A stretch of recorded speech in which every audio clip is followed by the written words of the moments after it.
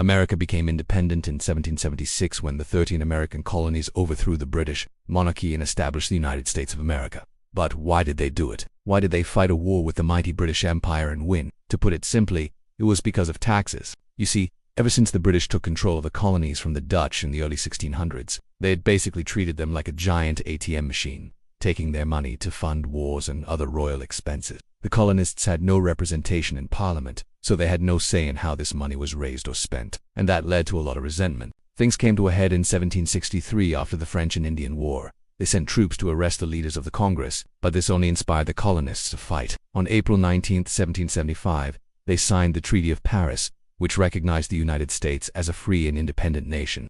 And that is how we got our independence. British soldiers marched to Lexington to arrest 2 men who had been involved in the Boston Tea Party. This is considered the first battle of the American Revolutionary War.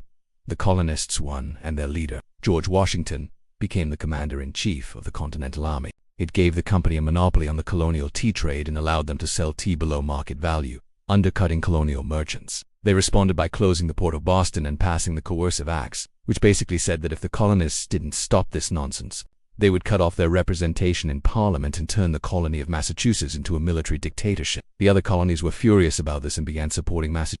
In 1774, delegates from 12 of the 13 colonies met up with the Continental Congress and created the Association, basically an agreement not to import any goods from Britain. This was the last straw. The colonists were already angry about the other taxes, and this just felt like a giant middle finger. So on December 16, 1773, a group of colonists snuck onto 3 British ships carrying tea and dumped 92,000 pounds of it into the sea. Britain had just spent a ton of money fighting and they were in massive debt, so to pay it off, they started taxing the colonists for things like sugar, tea, and stamps. The colonists were furious. They felt like they were being exploited, and it was making them poorer.